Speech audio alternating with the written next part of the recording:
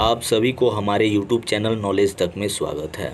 वर्ग 10 से प्रस्तुत है God made the country. Basically ये पोएट्री सेक्शन से है और ये फर्स्ट चैप्टर है। तो चलिए इस चैप्टर में जितने सारे MCQ बन सकते थे उन सभी को हम लोग डिस्कस करते हैं एक एक करके।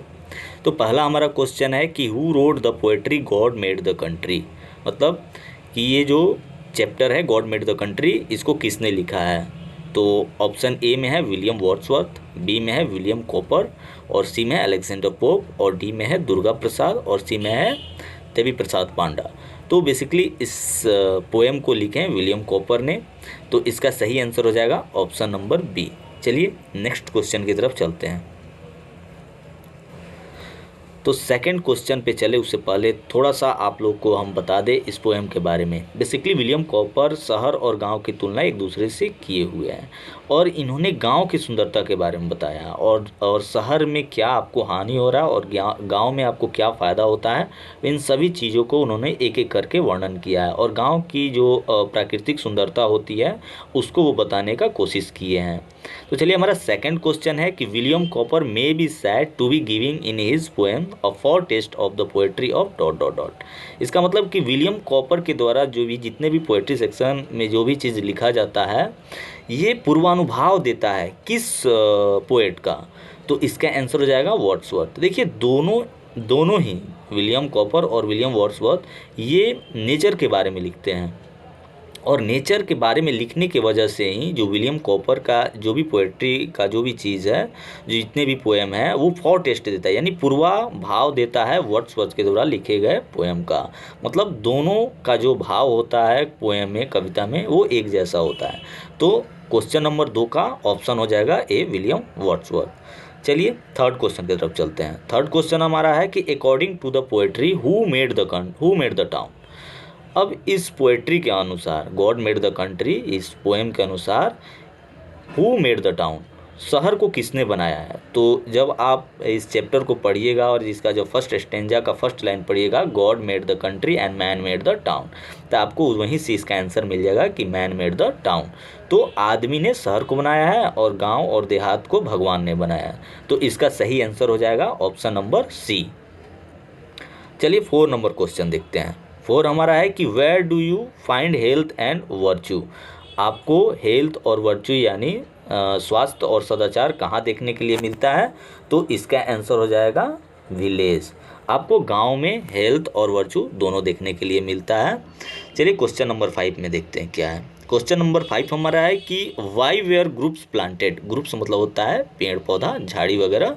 तो झाड़ी वगैरह को क्यों लगाया जाता है। तो ऑप्शन ए में है प्रोवाइड अस फ्यूल, क्या इनसे हमको ईंधन मिलता है। ऑप्शन नंबर बी है प्रोवाइड अस शेड्स, क्या इनसे हमको छाया मिलता है। ऑप्शन सी है प्रोवाइड अस फूड, क्या इनसे हमको खाना मिलता है। और यहाँ पे है ऑल ऑफ दिस। तो ध्यान दें कि इस पोएम के अनुसार, इस पोएम मतलब विलियम कॉपर का जो ये लिखा हुआ पोएम है God made the country and man made the town, इसके अनुसार इसका ऑप्शन हो जाएगा बी प्रोवाइड अस शेड्स, क्योंकि इससे हम लोग को छाया मिलता है। तो ये हमारा हो गया। चलते हैं क्वेश्चन नंबर 6 की तरफ। What is the poets desire. अब पोएट का जो इच्छा है वो क्या है उसको देखते हैं हम लोग।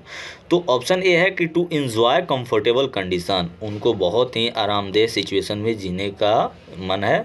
ऑप्शन बी है टू एंजॉय लग्जरी, वो विलासितापूर्ण जीवन जीना चाहते हैं। या ऑप्शन सी है the pleasure of natural object. तो सही इसका आंसर होगा option number see the pleasure of natural object. ये जितनी भी प्राकृतिक चीज़ होती है ना तो वे विलियम कॉपर उसका आनंद लेना चाहते हैं। तो 6 का ऑप्शन नंबर आप लोग सी लगा लीजिए the pleasure of natural object. Question number हम लोग 7 में देखते हैं। 7 में क्या है कि the town people do not enjoy any real dot dot dot, मतलब शहर के लोग वास्तव में इंजॉय नहीं करते हैं वास्तविक की इसमें किस वास्तविक चीज़ के बारे में बताया गया है। फूड के बारे में, ड्रिंक के बारे में नहीं। इस पोएम में हमेशा प्राकृतिक सुंदरता के बारे में ही वर्णन किया गया है, वो भी गांव का। तो बताया जा रहा है कि जो शहर के लोग हैं वो मिस करते हैं, वे इंजॉय नहीं कर पाते हैं गांव के सीनरी का। यानी जो नेचुरल सीनरी होता है, नेचुरल सीनरी का मतलब होता है प्राकृतिक छटा जो होता है, जो गांव में पेड़ पौधे और खेत खलिहान देखने के लिए मिलते हैं, नदी मिलता है, वो भी स्वच्छ मिलता है, वे सभी शहर के लोग मिस करते हैं। तो इसका ऑप्शन फ्रेंड्स हो जाएगा ऑप्शन नंबर ए। तो ऑप्शन नंबर आप ए टिक मार लीजिएगा। चलिए 7 नंबर क्वेश्चन हम लोग देखते हैं। 7 नंबर कंप्लीट हो चुका है, सॉरी। तो हमारा 8 नंबर जो क्वेश्चन है उसको हम लोग देखते हैं। बोला कि the villagers can do very well without the dot dot dot light of the town. The villager can do very well, जो गांव वाले होते हैं, जो गांव के लोग होते हैं, वे बहुत ही अच्छा से अपने काम को कर लेते हैं, dot dot dot light of the town. अब इसमें भरा जाएगा friends grand lights off the town, मतलब तेज़ और बहुत ही ज़्यादा रोशनी वाला जो टाउन का जो लाइट्स होता है, उसके अभाव में भी, उसके बिना भी जो गांव वाले होते हैं वे अपना काम बहुत ही अच्छे से कर लेते हैं। तो इसका सही ऑप्शन हो जाएगा ए। ऑप्शन नंबर ए आप लगा लीजिए कि grand lights off the town. देखिए जिनके पास भी ये मटेरियल नहीं है वे उनको हम बता देते हैं कि ये मटेरियल कहाँ से मिलेगा। इस वीडियो के डिस्क्रिप्शन बॉक्स में आपको हमारे टेलीग्राम चैनल का लिंक मिल जाएगा। आप जाइए टेलीग्राम चैनल पे जाइए, वहाँ पे विज़िट कीजिए, वहाँ पे आपको इसका पीडीएफ फ्रेंड्स मिल जाएगा। तो वहाँ से आप उसका पीडीएफ डाउनलोड कर लीजिए, मन करे तो फ़ोटोकॉपी आप निकाल सकते हैं, अदरवाइज़ आप ऐसे ही 2-4 बार इस चीज़ को पढ़ लीजिए और आप चेक कर सकते हैं कि आपको कितना याद हुआ है और कितना नहीं। तो आप वहाँ से जाके इसका पीडीएफ ले सकते हैं और जिनके पास में है वो टिक लगा सकते हैं। तो ऑप्शन नंबर हम लोग इसमें लगा देंगे ग्रैंड लाइट। तो ऑप्शन ए हो जाएगा 8 का। 9 में देखते हैं कि on hearing the song of the town singing word like the dot dot dot are afraid and go away. On hearing the song of the town मतलब शहर के गानों को सुनकर, सिंगिंग वर्ड, अब वो कौन सी ऐसी चिड़िया है जो डरी हुई है और वो भाग भी गई है, गो अवे मतलब वहाँ से दूर चली गई है शहर के गानों को सुनकर। तो ऑप्शन ए है पैरोट, ऑप्शन बी है थ्रस, ऑप्शन सी है कुकू और ऑप्शन डी है स्पैरो। बेसिकली इस चैप्टर में थ्रस और नाइटिंगल 2 बर्ड का वर्णन किया गया है। तो यहाँ पे थ्रस मतलब एक गाने गाने वाली चिड़िया से संबंधित होता है। तो ऑप्शन इसका आप भी लगा सकते हैं कि जो ऑप्शन जो थ्रस है वो डर के भाग गई है शहर का गाना सुनकर। अब चलते हैं अपने अगले क्वेश्चन की तरफ। तो हमारा अगला क्वेश्चन 10 नंबर है। The poet calls things like health and virtue dot dot dot. अब नेक्स्ट पेज की तरफ चलते हैं। तो फ्रेंड्स उसका आंसर हो जाएगा ए, गिफ्ट्स।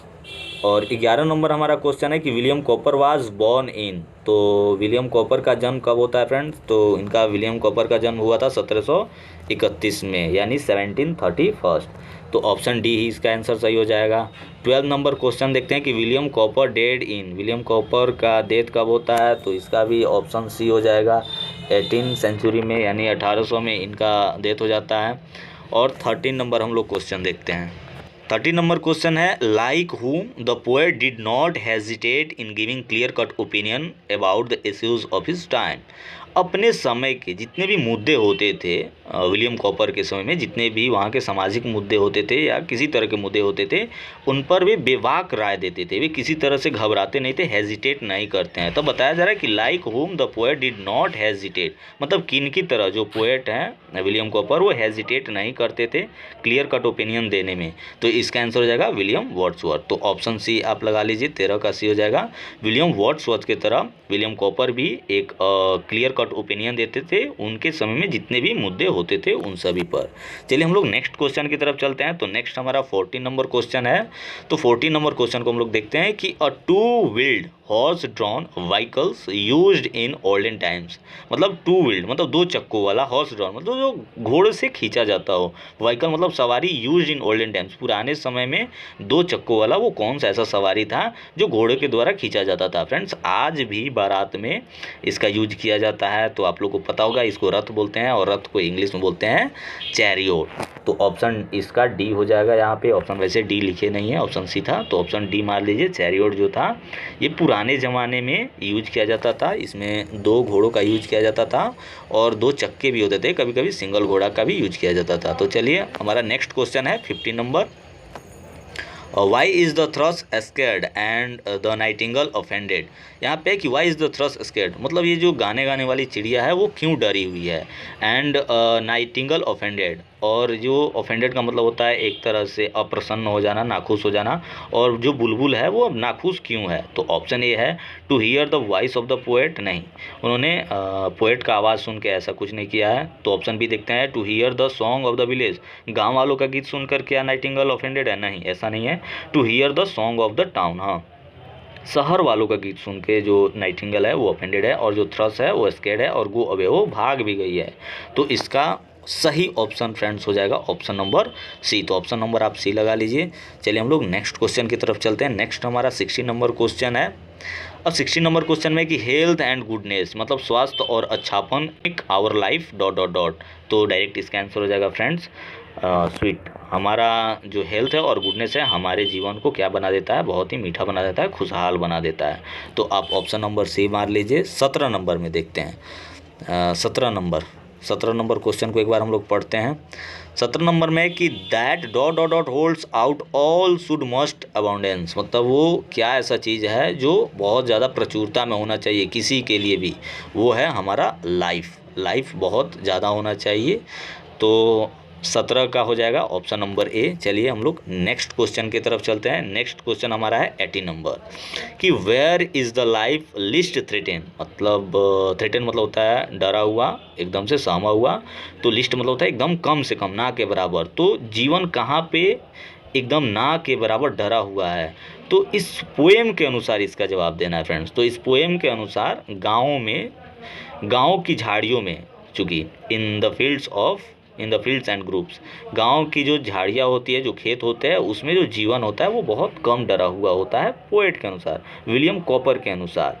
और 19 नंबर हमारा क्वेश्चन है कि what are planted to console the pensive wanderer. इसका हम लोग हिंदी देख लेते हैं कि what are planted to console मतलब वो ऐसा क्या चीज़ लगाया गया है कंसोल द पेंसिव वंडरर मतलब जितने भी निराश, थके हुए, हारे हुए, जितने भी चिंतित लोग होते हैं उन सभी के लिए ऐसा क्या चीज़ लगाया गया है ताकि वो वहाँ पे बैठे और आराम करे। तो फ्रेंड्स इसका आंसर हो जाएगा ग्रुप्स, झाड़ियों को लगाया गया ताकि लोग वहाँ पे जो वंडरर हैं, जो मतलब भटकते हुए जो लोग हैं, जो इधर उधर घूमते हुए लोग हैं, गांव देहात में आप लोग अक्सर देखे होइएगा कि धूप में लोग ठंड छांव में बैठना पसंद करते हैं, वो इधर उधर चलते रहते हैं। क्योंकि शहर में तो ये पॉसिबल ही नहीं है कि आपको रोड के किनारे पेड़ पौधा मिले। सभी रोड के किनारे जितने भी पेड़ पौधे हैं सबको काट के हटा दिया जाता है यहाँ पे, तो बैठने का तो कोई बात ही नहीं है।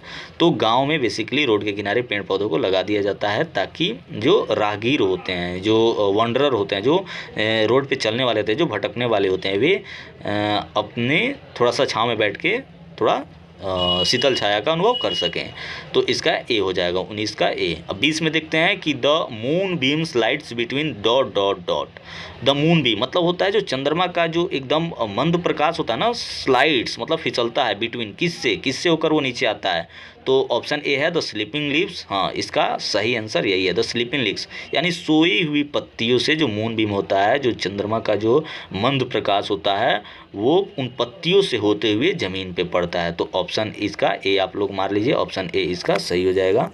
क्वेश्चन नंबर 21 है where do you find fields and groves. आपको फील्ड्स और ग्रुप्स मतलब खेत और पेड़ पौधे आपको कहाँ देखने के लिए मिलता है। तो इस पोएम के अनुसार इसका सही आंसर हो जाएगा ए विलेज। ऐसे विलेज में ही फील्ड और खेत खलिहान और आपको पेड़ पौधे देखने के लिए मिलते हैं। चलिए हम अपने नेक्स्ट क्वेश्चन की तरफ चलते हैं। नेक्स्ट क्वेश्चन हमारा 22 नंबर कि what is the source of light in the village in the evening मतलब संध्या के समय गाँव वालों के लिए जो लाइट का सोर्स है वो बेसिकली क्या होता है। तो इस पोएम के अनुसार इसका सही आंसर हो जाएगा मून। जो मून बीम इससे पहले जो आप एक बार देखे थे, मून बीम मतलब चंद्रमा का जो मंद प्रकाश, गांव वालों के लिए वही सोर्स ऑफ लाइट होता है जिसके थ्रू वे लोग अपना काम करते हैं। तो इसका सही आंसर ऑप्शन नंबर बी हो जाएगा। तो आप ऑप्शन नंबर बी पे टिक कर लीजिए। अगर आपको ये सेशन अच्छा लगा हो तो हमारे यूट्यूब चैनल को आप सब्सक्राइब कर सकते हैं, वीडियो को लाइक कर सकते हैं। आपको जितने भी इस बुक में जितने भी चैप्टर हैं सभी का आपको एमसीक्यू इस चैनल पे मिल जाएगा, जो आने वाले एग्ज़ाम में ज़्यादा इम्पोर्टेंट है और हो सकता है आ भी जाए, क्योंकि बहुत सारे एमसीक्यू को हम लेके आए हैं। इसमें बहुत ज़्यादा एमसीक्यू है, तो पॉसिबिलिटी कुछ ज़्यादा है कि इससे क्वेश्चन आ सकता है। और इसमें बहुत सारे क्वेश्चन तो ऐसे हैं जो बिहार बोर्ड के द्वारा गेस किया गया है कि उनके द्वारा पूछा जाएगा इस एग्ज़ाम में। तो आप इन सभी को एक बार देख लीजिए, रटने का कोई ज़रूरत नहीं है, चीज़ों को अच्छा से समझ लीजिए और एग्ज़ाम में बस आपको टिक ही तो लगाना है। तो चलिए मिलते हैं नेक्स्ट वीडियो में, तब तक के लिए जय हिंद।